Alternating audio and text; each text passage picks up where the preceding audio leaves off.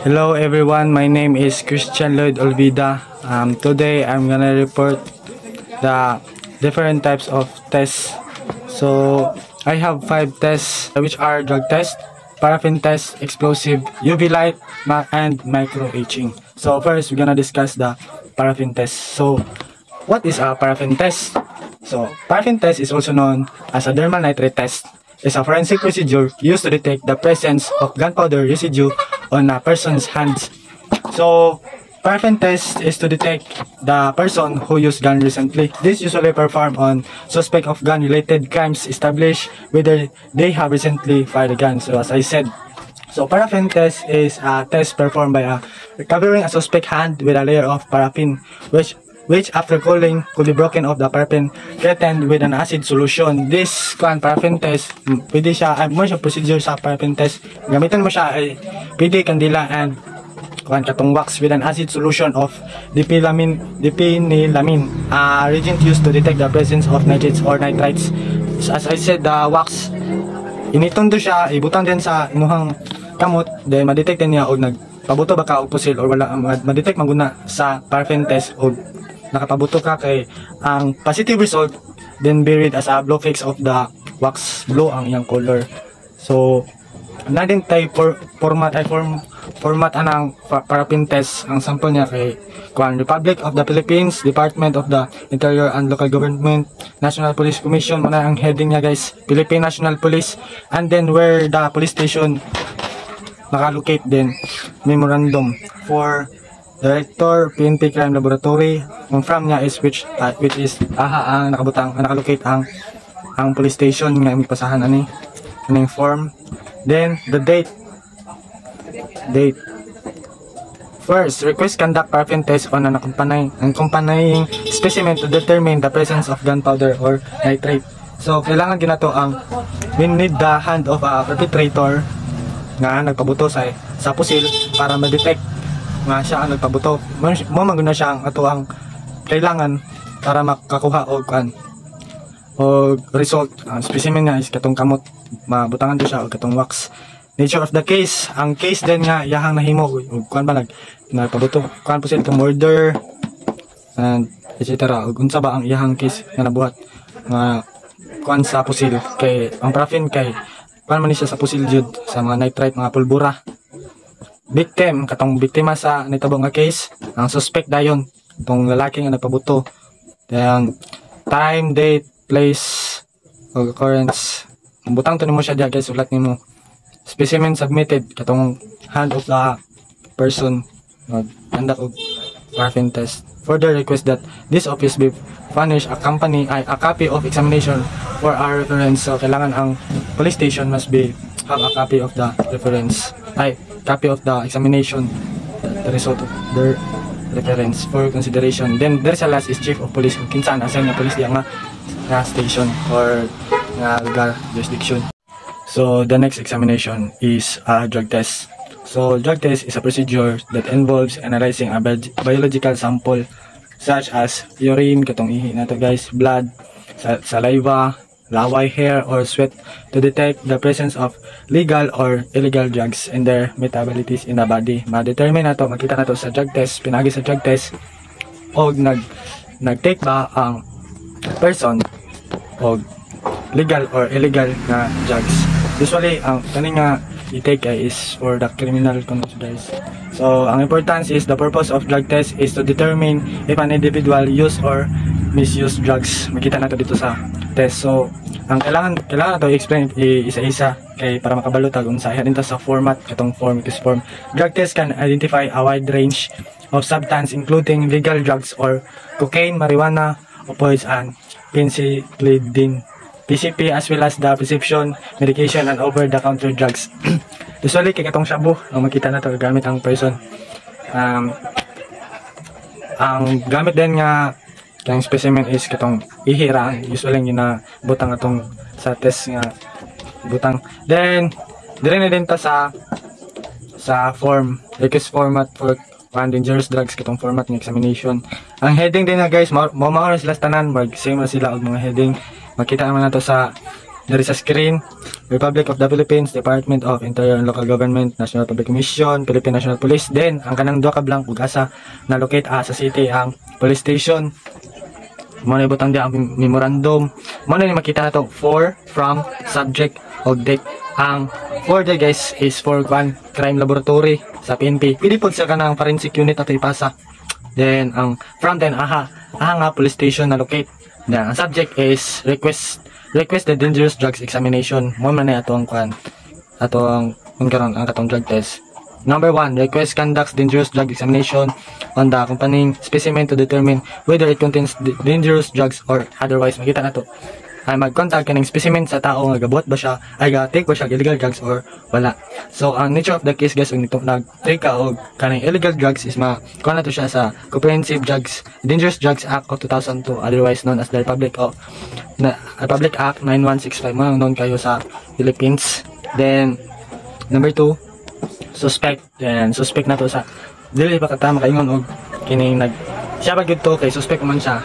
Suspect pero siya ato ang test og nag-take ba siya illegal drugs or wala. Then, katong Japon, TDPO, time, date, place, specimen submitted, katong urine, or katong saliva, katong laway ba nato guys, or hair, ug singot. Pwede na siya ma-take sa isa ka tao, ay murang gamiton nga specimen para mailhan.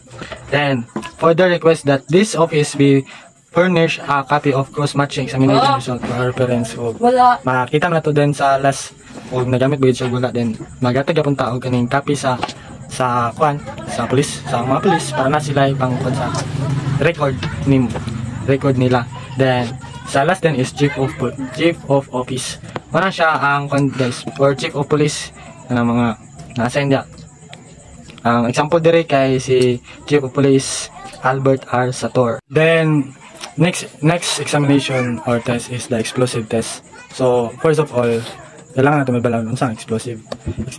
An explosive substance is a solid or liquid substance or mixture of substance which is itself capable by chemical reaction of producing gas such as a temperature and pressure and such a speed as to cause damage to surroundings. These materials are used for various purposes including mining, construction, military application, and entertainment. Makita na ito ang explosive sa mining, kung pabuto sila, mag-compress man na ang liquid, ang mixture sa substance, then makaproduce din siya o temperature, then natin siya pressure such as speed to cause damage to surroundings.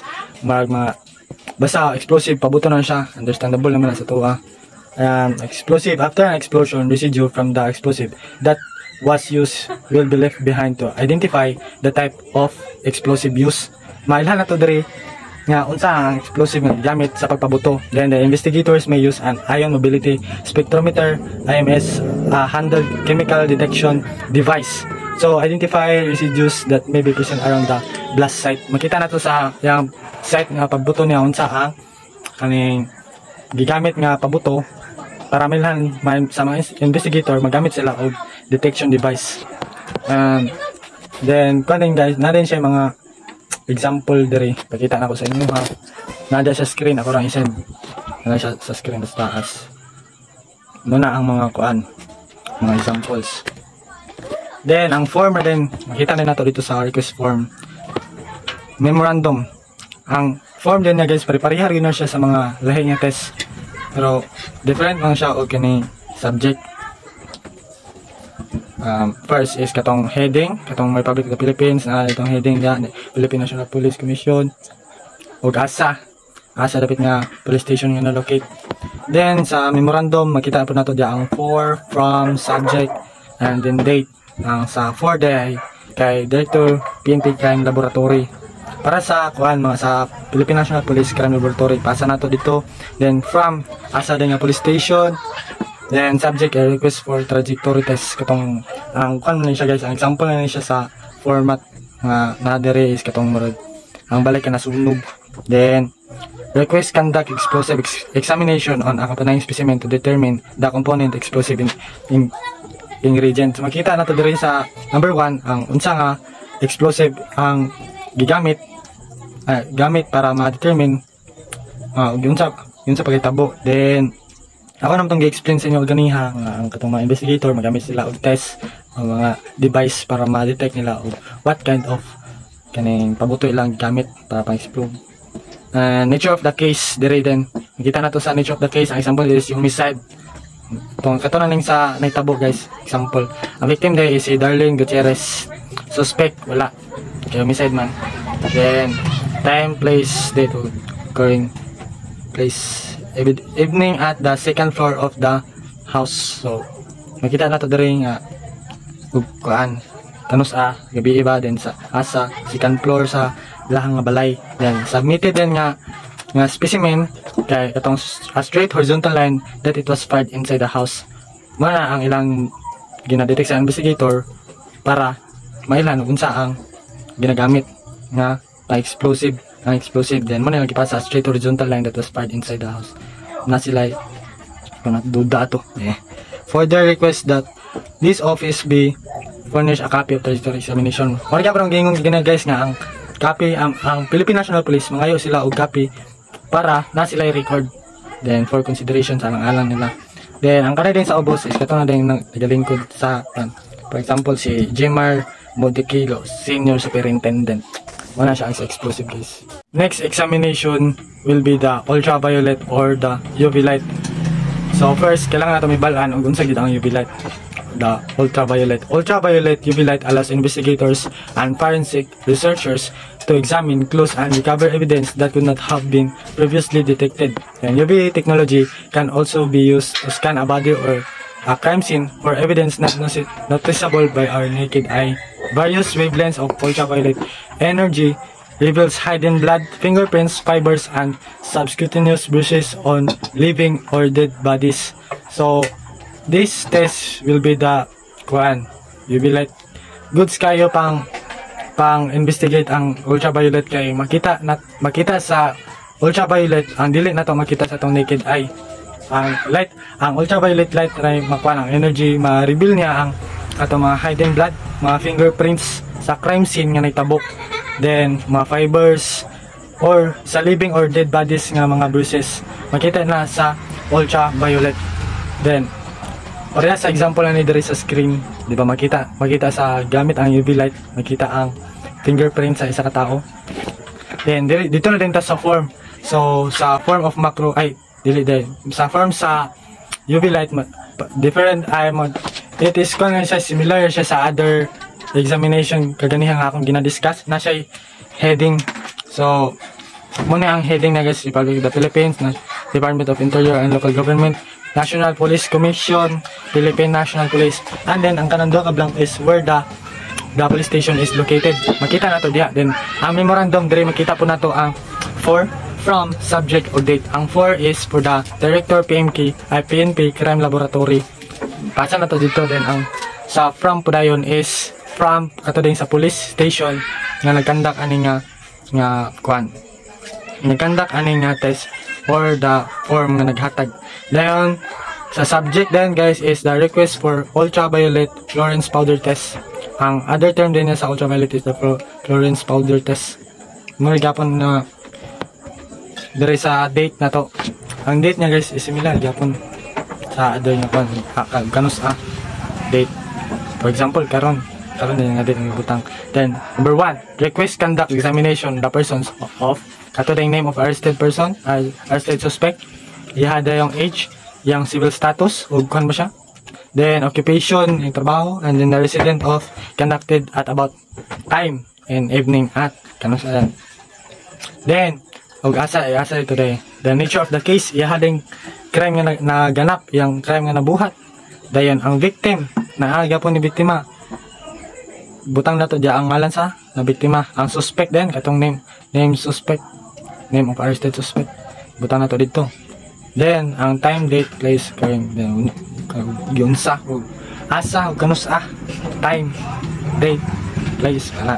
Then specimen submitted then butang na to diya. Makita sa specimen submitted o katong for example ang fingerprint mo na to siya ang specimen. Makita na to na dito. Then or ang mga fibers, yung blood, makita na dito. Muna yung butang diri sa specimen submitted, ang ihatag. Then Dili na ba din sa number 2 for the request that this office be furnished a copy of examination. Marga akong kaganiha akong gi-explain nga ang Philippine National Police ug katong aha nalukit ang PNP mangayo sila og copy sa kani nga papel or form para na sila i-record. Then sa last is the Chief of Police. Ay Chief of Office or butang na Chief of Police kinsa na-handle diya marta ang sa ultraviolet light. Next examination is the macro etching test. So what is macro etching test? Metal macro etch inspection is non-destructive testing technique used to examine the macrostructure of metallic materials. It involves etching the surface of a metal sample to reveal its macroscopic features such as grain size, inclusion, segregation, and discontinuities. Makita na to diri sa macro etching ang katong nakapanas nga mga serial numbers. For example, sa motorcycle na to, makita na to. Mabalik to niya ang katong nakapanas na makita ang sa number sa imong chassis number sa motor, sa engine. For example, dire na rin sa macro etching test nga form. Then ang heading nga is similar sa mga other examination. So first is the Republic of the Philippines, Department of the Interior and Local Government, National Police Commission, Philippine National Police, and then the location of a police station. Then 4, Director of PNP Crime Laboratory from katong location sa police station. Then subject, ang subject nga is money karon ang request for the macro etching test. So date dayon, butang na to sa date dia.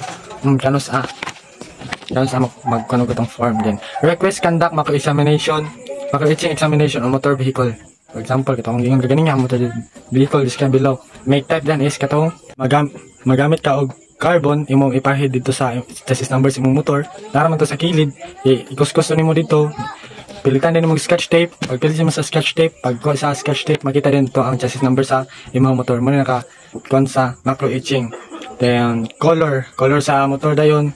Then the number of chassis motor, engine po dayon nasa ilalim sa motor. Makita mo tanimo dito. Butangan tanimo carbon ikuskus. Then palitan nimo og sketch tape. Pagtangtang sa sketch tape ato mamilit mo tong carbon sa sketch tape, makita din nimo ang engine number. Then further request that this office be furnished a copy examination result for our reference for consideration. Mga gapon ang police, mga PNP officers o copy sa aning form kay para sa ilahang record. Then the Chief of Office or Chief of Police, butang naman da kinsa na belong nga Chief of Office. More to guys sa ako ang mga test, mga examination. Then thank you.